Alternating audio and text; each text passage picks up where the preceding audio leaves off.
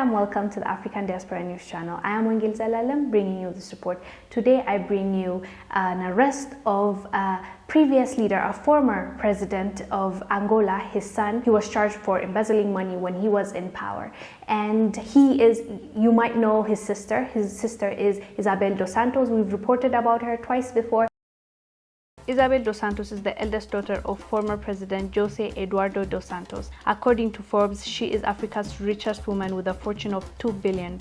She has stakes in oil, mobile phone companies, and banks in Angola and Portugal. Portuguese judge orders a seizure of billionaire Isabel Dos Santos' assets. Angolan billionaire Isabel Dos Santos stands to lose much of the fortune she has assembled over the years, some of it acquired by using profits from Angolan companies to buy assets in Portugal. A ruling earlier this month by Portuguese Judge Carlos Alexandre ordered seizure of all of Dos Santos' assets, according to the International Consortium of Investigative Journalists. As of January, Dos Santos owned stakes worth hundreds of millions of dollars each in at least 4 Portuguese companies, including oil and gas firm Gulf and the media firm Nosfor. The Portuguese judge's decision came after Angolan authorities in January charged Dos Santos with embezzlement and money laundering and froze her assets in Angola. Even her, she was facing some kind of lawsuit, but she said she didn't do it.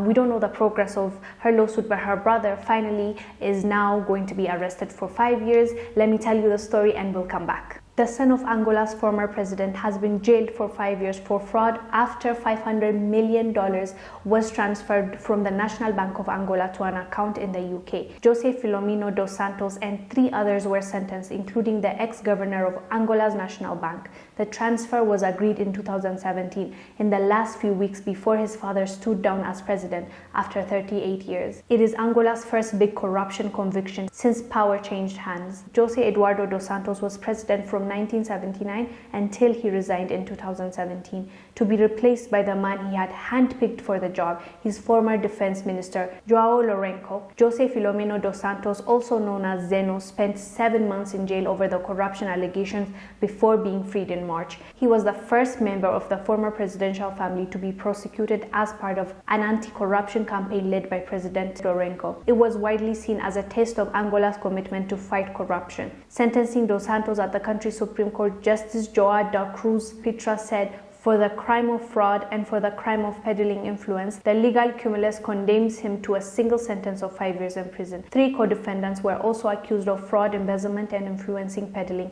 including the former government of the National Bank of Angola. They were each sentenced in between 5 and 8 years in prison. All 4 defendants were acquitted of money laundering charges. They previously denied any wrongdoings. The president has also fired another of his predecessor's children, Isabel Dos Santos, believed to be Africa's richest woman, from her position as head of the state of oil giant Sonangol in November 2017 over alleged embezzlement.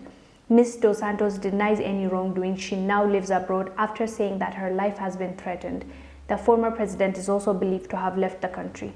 So the current government seems really serious about corruption, and they're really tackling it one by one, and they're really serious about it. Yes, there is an argument from the other side. They say that they're doing this for political purposes, for, staying in power and just removing the previous power.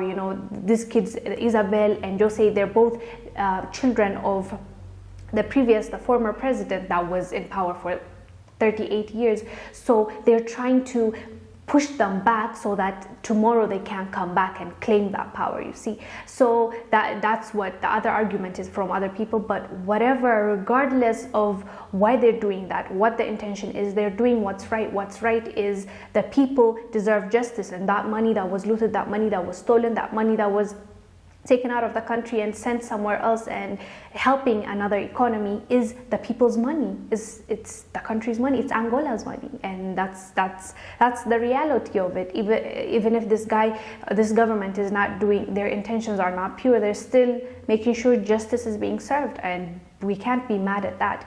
And the fact that they actually took a step and this guy is arrested shows that they're really serious about it. And we talked about Isabel Dos Santos as well. Her assets are seized. We reported about that just early this year. So they're really serious, this government. It sounds like they're strict. It sounds like they're tackling down corruption. I really hope whenever this money is collected, when these people are arrested, that money actually benefits Angola and it's used for the empowerment and the growth of Angolan people.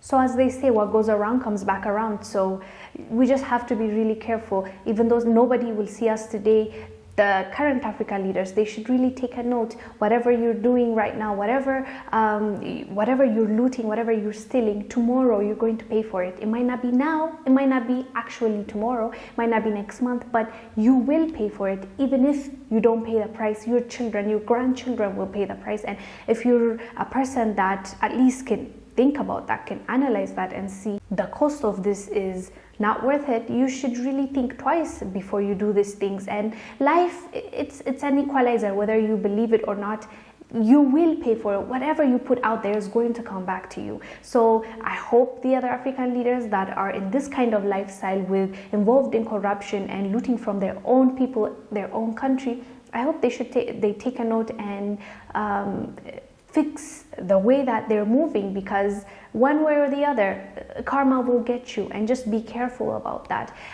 Anyways, guys, do let us know down below in the comment section what your thoughts are about the previous president's son now being arrested. He's going to serve time.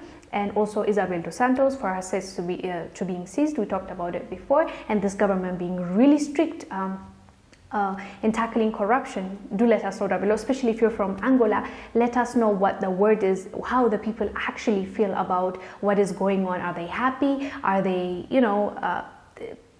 cautious? They're like, do we believe this? Do we buy this? Or is it just like a PR move? Do let us know, because I'm sure you know more than us, because you are on the ground, or there's a family member on the ground that knows what exactly is going on and what the people are really feeling. We would really love to know. I am Wongel Zelalem, bringing you the support. I will see you on the next one. Bye.